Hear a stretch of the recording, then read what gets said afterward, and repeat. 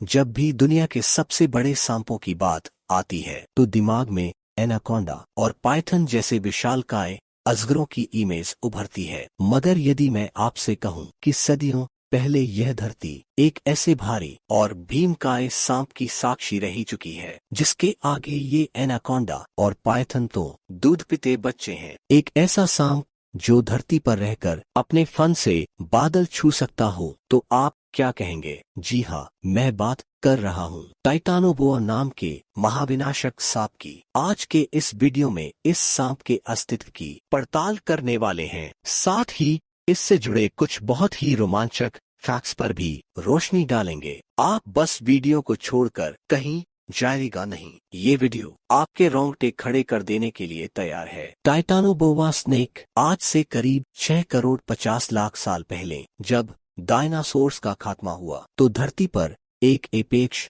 Predator की जगह खाली हो गई। फूड चेन की टॉप स्पेस को फुलफिल करने के लिए किसी को तो आगे आना ही था। ऐसे में मोर्चा संभाला मेमल्स और रेप्टाइल्स ने। डायनासोर्स के विनाश के बाद जो जीव बच गए थे उनके पास बढ़िया मौका था फलने फूलने फैलने और विकसित होने का। यही वो समय था जब दुनिया के सबसे खतरनाक रेप्टाइल्स टाइटेनोबोआ स्नेक अस्तित्व में आए। टाइटेनोबोआ गरीन ब्यूटन भी हिस्टोरिक स्नेक था जो सांपों की बोआ फैमिली से बिलोंग करता था। बोआ फैमिली में वो सांप आते हैं जो साइज में बहुत ज्यादा बड़े और बिना जहर वाले होते हैं। मेनली बोआ फैमिली के सांप अमेरिकन कॉन्टिनेंट में पाए जाते हैं, यानी सांप को आज के जमाने के बोआ कंस्ट्रिक्टर और एनाकोंडा का पूर्वज माना जा सकता है। ये सांप अपने समय का बहुत ही खूंखार और जानलेवा शिकारी माना जाता था जिसकी दहशत पूरी धरती पर थी। टाइम पीरियड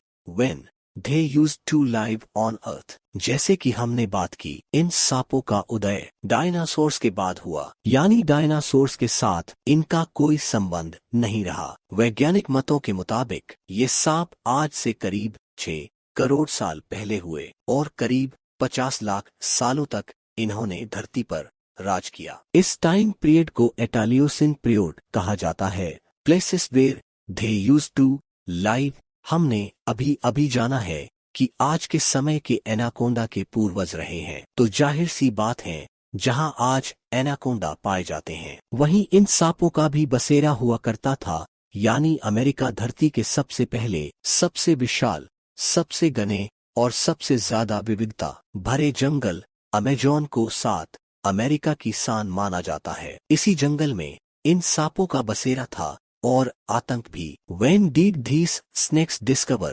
विज्ञान तथ्यों और प्रमाण के आधार पर ही अपनी राय कायम करता है। ऐसे में जाहिर है टाइटेनोबोआ के अस्तित्व प्रमाण भी कहीं ना कहीं मिले ही होंगे। जी हाँ, जरूर मिले। साल 2009 में नॉर्थ ईस्ट कोलंबिया में मौजूद सेरेजॉन फॉर्मेशन की कोयले की खदानों में धरती पर कभी रहे इन सांपों के मौजूदगी के प्रमाण दिए।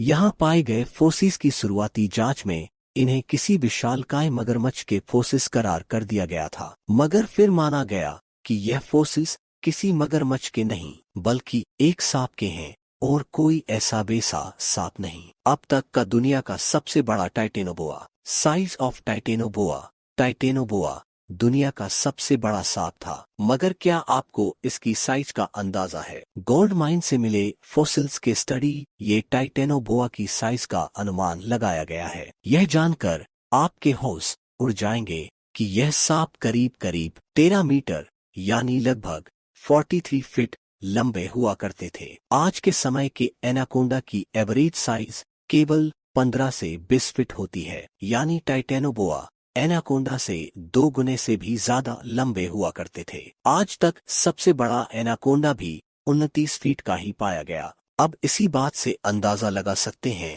कि अपने वक्त में टाइटेनोबोआ की कैसी दहशत हुआ करती होगी, और इनकी चौड़ाई सुनकर तो आप चौंक जाएंगे। इन सांपों का डायमीटर करीब 3 फीट हुआ करता था, यानी एक अंदाजा लगाया जाए तो 5वीं कक्षा का एक बच्चा पूरा का पूरा इस सांप पर हॉरिजॉन्टली लेट सकता है। वहीं अगर इनके वजन की बात की जाए तो ये करीब 1135 किलोग्राम वजनी हुआ करते थे, यानी आज के एनाकोंडा से करीब 4.5 गुना ज्यादा भारी। हालांकि कुछ वैज्ञानिकों का यह मानना भी है कि सांपों के फोसिस मिलना बहुत मुश्किल होता है। ऐसे में बहुत मुमकिन है कि टाइटेनोबोआ इस अनुमानित साइज से भी बड़ा हो। टाइटेनोबोआस लव विथ वाटर बॉडीज। हो सकता है कि इतनी बड़ी साइज के बहुत से फायदे होते होंगे, मगर कुछ नुकसान भी तो होते हैं। माना जाता है कि टाइटेनोबोआ को अपनी इतनी बड़ी साइज की वजह से जमीन पर चलने में या मूव करने में बहुत दिक्कत हुआ पड़ती थी।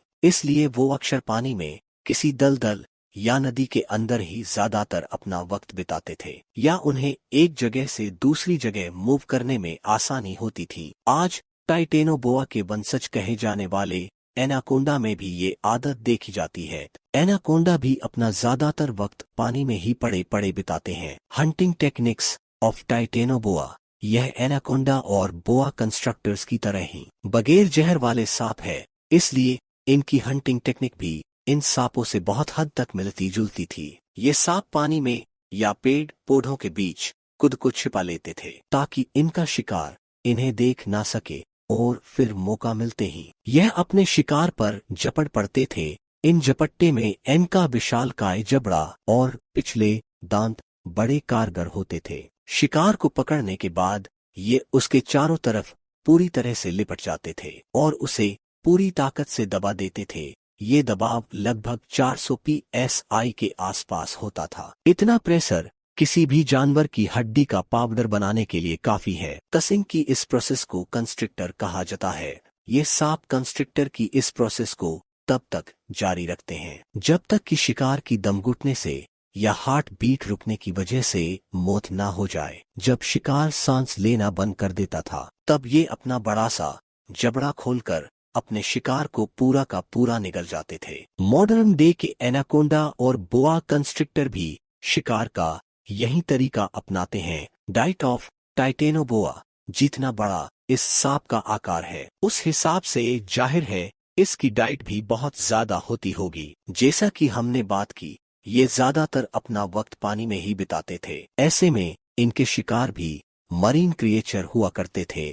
बड़ी मछलियां, रेप्टाइल्स और क्रोकोडाइलोमोर्फा जैसे जीव इनके शिकार इनकी लिस्ट में शामिल रहते थे। क्रोकोडाइलोमोर्फा उस वक्त के बहुत बड़े बड़े क्रोकोडाइल हुआ करते थे, जो आज के मौजूद क्रोकोडाइल की तुलना में बहुत बड़े हुआ करते थे। How did Titanoboa grow so big. जैसा कि हम जानते हैं, रेप्टाइल्स कोल्ड ब्लडेड क्रिएचर्स होते हैं। टाइटानोबोआ भी इनसे अलग नहीं थे, और आज के मौजूद कोल्ड ब्लडेड क्रिएचर्स के बारे में स्टडी करने पर पता चलता है कि ऐसे क्रिएचर्स की साइज और एक्टिविटी उनके माहौल के टेम्परेचर पर डिपेंड रहती है। दरअसल कोल्ड ब्लडेड क्रिएचर्स हम इंसानों की तरह अपने शरीर के टेम्परेचर को कंट्रोल नहीं कर सकते। यानी अगर बाहर का टेम्परेचर ज्यादा है तो उनका शरीर गर्म होने लगता है, और अगर बाहर का टेम्परेचर कम है तो उनका शरीर ठंडा होने लगता है। इसलिए धरती के जिन हिस्सों का तापमान ज्यादा होता है, वहां पाए जाने वाले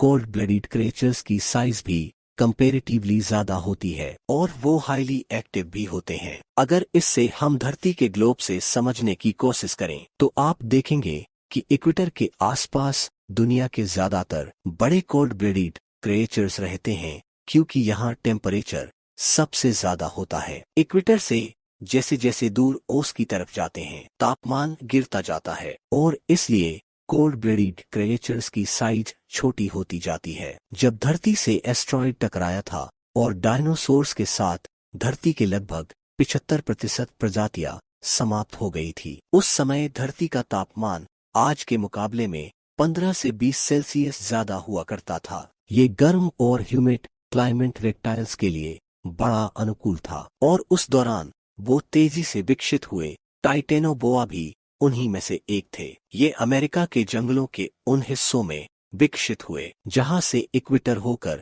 गुजरती थी। वैज्ञानिकों के मुताबिक उस समय अमेजोन जंगलों का तापमान 32 से 35 डिग्री सेल्सियस के आसपास हुआ करता था, तो आज के समय के तापमान से करीब 8 से 10 डिग्री सेल्सियस ज्यादा था। यानी टाइटानोबोआ के लिए अमेजोन का मौसम ग्रो करने के लिए सबसे मुफिद था, और इसलिए वो बढ़ता ही रहा और भयानक दानव के आकार में तब्दील हो गया। How did Titanoboa go extinct. अगर ये सांप इतना बड़ा था तो जाहिर है इसे कोई हरा तो नहीं सकता था, ना कोई इसका शिकार कर सकता था। ऐसे में सवाल उठता है, तो फिर ऐसा क्या हुआ कि ये सांप विलुप्त हो गया? वैज्ञानिक इसके कई कारण मानते हैं, मगर उन सब में सबसे मुख्य कारण क्लाइमेट चेंज ही है।